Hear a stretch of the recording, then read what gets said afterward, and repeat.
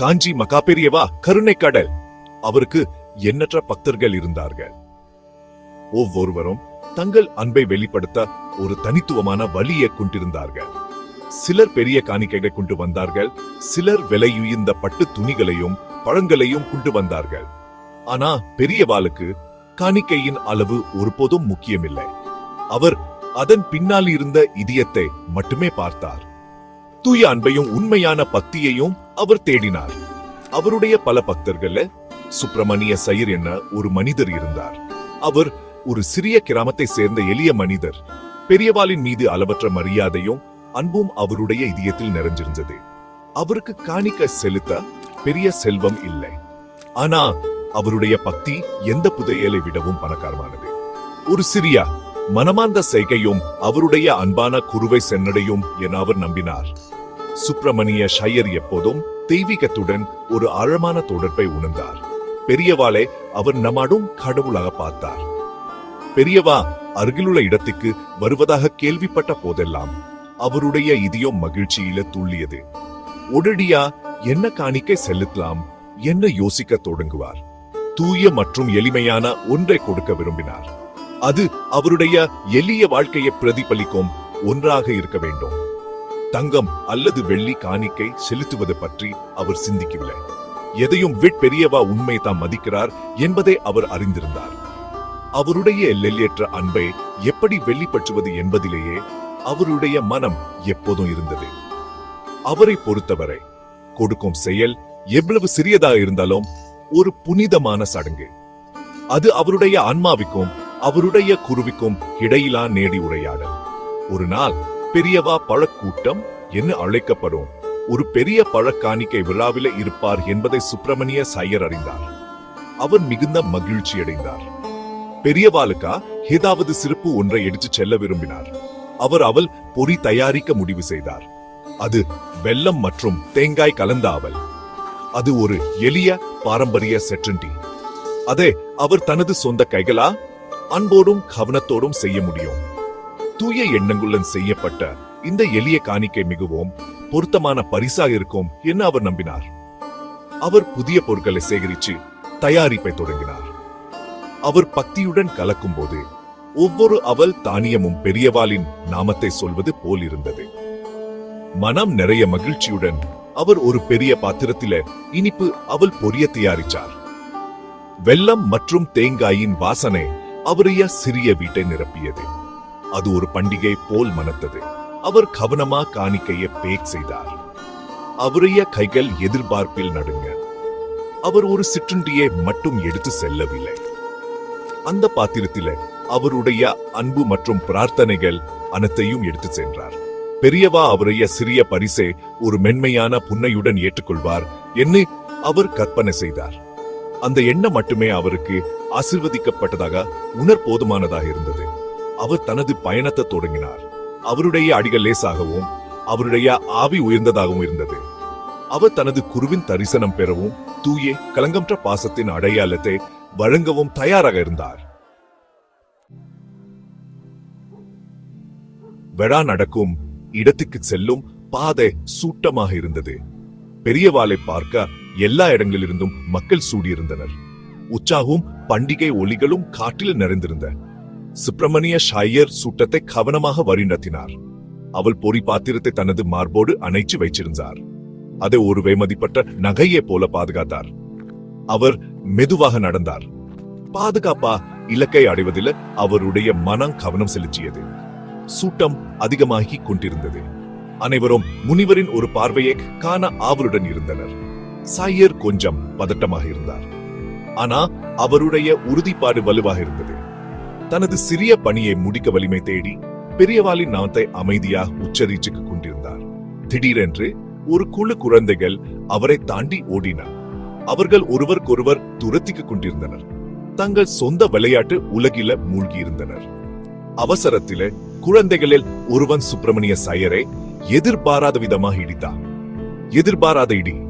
அவர் கவனமாக பிடிச்சிருந்த பாத்திரம் சாய்ந்தது. ஒரு பெரிய பகுதி அவள் பொறி தூசி நிறந்த தரையில கொட்டியது. சையரின் இதயம் நொறுங்கியது. கொட்டிய காணிக்கையை மிகுந்த சோகத்துடன் பார்த்தார். அவருடைய நம்பிக்கைகள் தரையில சிதறிவிட்டதை போல உணர்ந்தார். குழந்தைகள் தங்கள் தவறை உணர்ந்து மன்னிப்பு கேட்டுட்டு ஓடிவிட்டனர். செயர் ஒரு கணம் அங்கே நின்றார். துரதிர்ஷ்டவசமான நிகழ்வுகளா முற்றிலும் உதவியற்றவராகவும் மனச்சோர்வுனும் உணர்ந்தார்.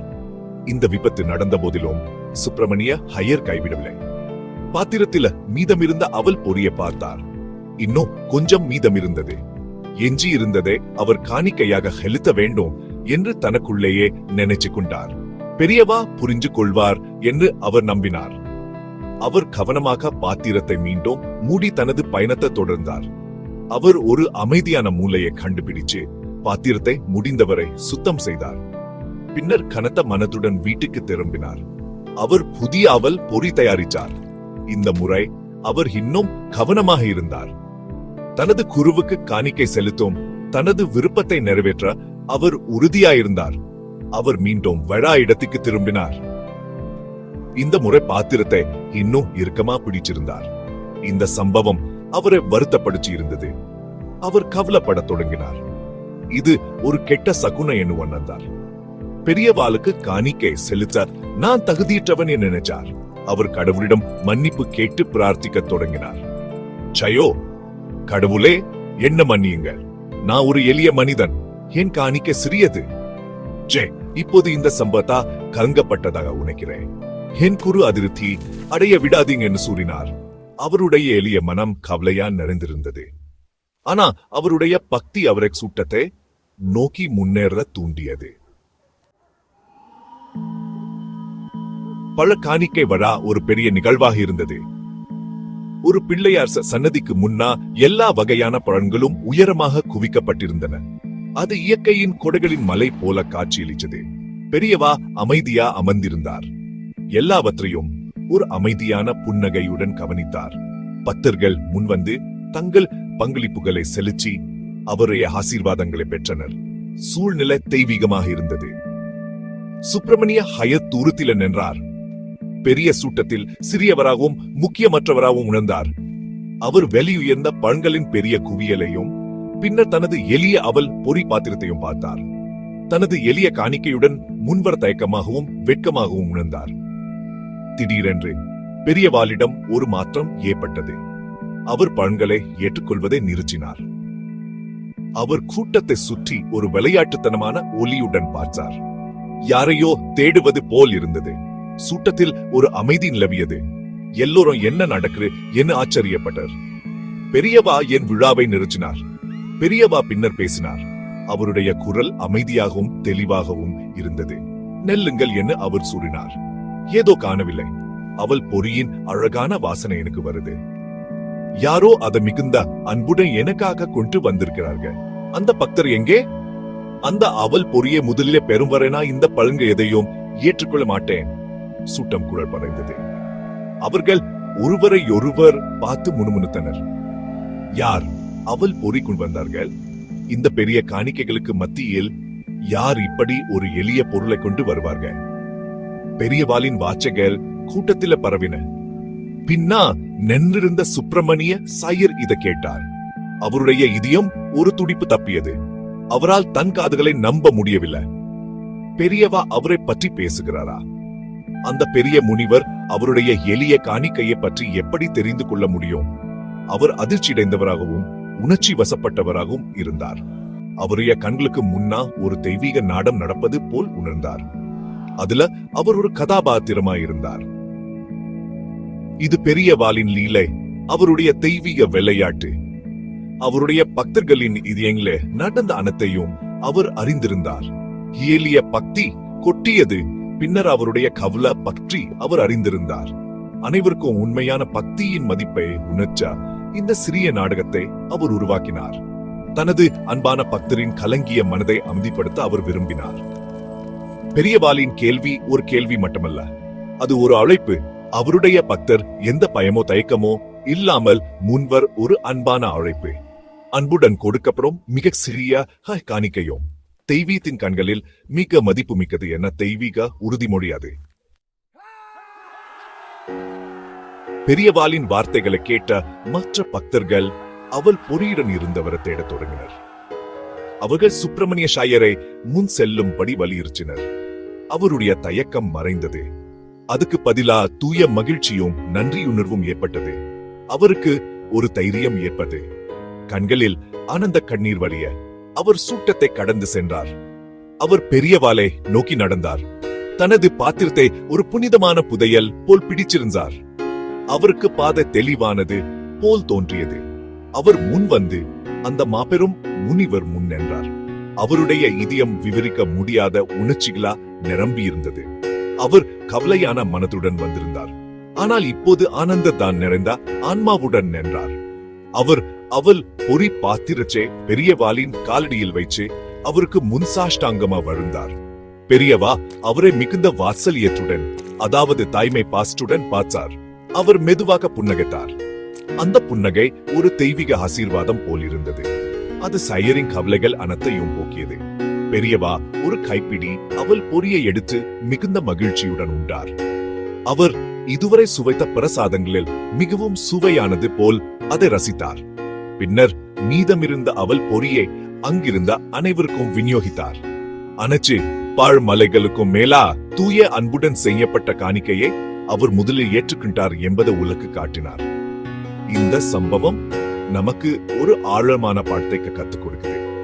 பக்தி என்பது நாம் காணிக்கையாக செலுத்தும் பொருளின் மதிப்பை பற்றியது அல்ல. அது தங்கம் அல்லது வெள்ளியில அளவிடப்படுவதில்லை.